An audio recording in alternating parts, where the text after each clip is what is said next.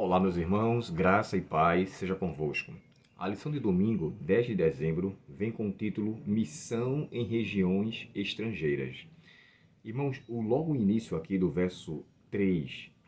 capítulo 3 e o verso de 1 a 6, por duas vezes a gente encontra aqui uma relação entre o povo de Israel, permitido por Deus, com as nações pagãs.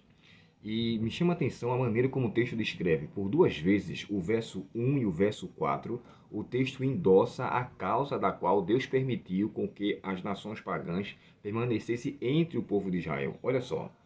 Eis, portanto, as nações que o Senhor permitiu ficar na terra, a fim de por elas submeter Israel à prova, todos que não tinham passado por nenhuma das guerras de Canaã. Então foi necessário com que aquele povo estivesse ali, de certa forma, uma relação para provar a fé dos israelitas. E aqui, na nota de rodapé dessa Bíblia King James, diz assim, ó: a presença dos pagãos cananeus entre os israelitas serviu, por um lado, como teste de sua fidelidade, e, por outro lado, como fonte de castigo e correção a todos quantos não obedeceram à palavra de Deus. O mundo, como sistema de valores, é nosso constante obstáculo a ser vencido em nome do Senhor. Quando cedemos ou abrimos concessões ao pecado, logo percebemos em que cilada caímos. E olha que coisa interessante aqui.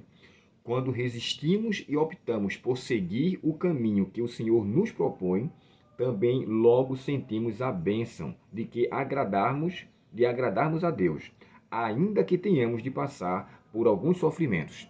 Aí tem um texto aqui que eu acho interessante, de Hebreus 5, verso 8, que fala que nos permitido situações para avaliar nossa fé. E eu vou ler esse texto com vocês. Hebreus, capítulo 5, e aqui o verso 8. Hebreus, capítulo 5, e o verso 8 nos diz assim: mesmo considerando o fato de ele, está falando de Cristo, ser o Filho de Deus, aprendeu a obediência por meio das aflições que padeceu. Cristo foi o exemplo do que ele padeceu para nos dar exemplo, ou seja, ele sofreu por aquilo que ele tinha dentro de sua condição de vida ao assumir a forma humana, unicamente pelas aflições que ele passou, ele aprendeu a ser fiel a Deus. Olha que coisa interessante. Jesus, é claro, né? Jesus sendo Deus, ele ainda ao assumir a forma humana, ele teve que passar por todas as condições do ser humano. É por essa causa que ele realmente pôde ser o nosso único e real substituto, porque ele assumiu a forma humana e passou por toda a condição que o ser humano passa.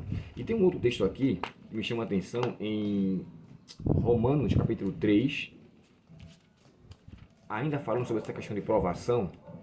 Romanos capítulo 3 e o verso 3. Sendo assim, não importa se alguns desses judeus foram infiéis, a infidelidade deles conseguiria anular a fidelidade de Deus? Absolutamente não. Seja Deus verdadeiro e todo o homem mentiroso, como está escrito, para que seja justificado em tuas palavras e seja vitorioso quando fores julgado. Mas se a nossa injustiça resalta de forma ainda mais nítida a justiça de Deus, que concluiremos? Acaso Deus é injusto por aplicar a sua ira? Estou apenas refletindo com lógica humana, ou seja, Deus permitiu situações não por ira dele, para que castigasse o seu povo, mas para que através da sua condição de permitir certas coisas, os próprios filhos de Deus aprendessem pela provação a saber ser fiel a Deus. Tem um texto no livro também de Romanos, né, que fala assim: alegrai-vos na esperança, sede paciente na tribulação e perseverante na oração. Então as coisas acontecem para que nos dê a perseverança. Tem um texto aqui de Reis, 1 Reis capítulo 5 e o verso 1 ao verso 12. Eu não vou ler todo o texto, mas esse texto aqui, irmãos, mostra olha que situação. Em Juízes há uma relação entre os povos pagãos e o povo israelita, e eles não souberam ser aprovados por aquela aprovação e cederam ao relacionar-se com elas e ao aceitar o paganismo. No capítulo 5 do livro de Reis, e o verso 1 a 12, nós notamos que o próprio Salomão pede ao rei de Tiro, no caso Irão, que ele trouxesse madeiras, que ele trouxesse utensílios para a construção do templo, para a construção do santuário, ou melhor dizendo, para construir o santuário que ele queria construir, aquele que Davi queria antes e não conseguiu. Então, quando ele termina, há entre eles o concerto de paz, uma aliança de paz. E olha como é que termina o verso 12 dessa situação. 1 Reis, capítulo 5, e o verso 12, o texto nos diz assim: o Senhor, pois, concedeu generosa porção de sabedoria a Salomão, como lhe havia prometido. E houve paz e entendimento entre Irão, o rei de Tiro, e Salomão, e os dois firmaram uma aliança entre si. Aqui houve um consenso. Primeiro, a sabedoria de Salomão foi tão bem vista por Irão, que ele até chega a louvar a Deus, né, por essa causa, por essa sabedoria que ele tinha dado, e pela paz que se existia. Mas haveria uma paz entre eles, mas sem movimento ou sem mexer com os princípios. Quando a gente vai para o capítulo 11, o verso de 1 a 6, aí a gente nota o que acontece com Salomão. Diante daquela situação, Salomão vira o seu coração, pois ele se relaciona com muitas mulheres, sidônias, moabitas, edomitas e várias nações. É bom levar em consideração que, embora Deus tenha sentenciado essas nações em si, os indivíduos dela não foram sentenciados por completo. É tanto que Ruth era moabita e ainda assim trouxe a bênção de ser a antecessora de Cristo. Raabe, que era cananita, também era. Então, por essa razão, a gente entende o seguinte: Deus queria com que os seus discípulos fossem a regiões pagãs, mas para que ali também pudesse dar uma referência do Deus verdadeiro e assim atraí-los para a verdadeira luz que Deus queria com que eles fossem iluminados. Assim é conosco também. A gente vê que quando Cristo entra em nações que não são bem vistas pelos discípulos, ele começa a dar uma lição. É tanto que ele enobrece a fé do centurião romano, ele enobrece a fé daquela mulher sirofenícia, ele enobrece as pessoas que eram samaritanos, que não eram bem vistos pela sociedade. Embora a gente está falando aqui de nação em si, Tiro, Sidom, Sarepta, né, quando fala que Elias foi enviado para uma viúva de lá, que também passava por grande necessidade, e ela foi abastecida por Deus. Então, assim, eu não tenho direito de rotular as nações ou pessoas que têm fé diferente.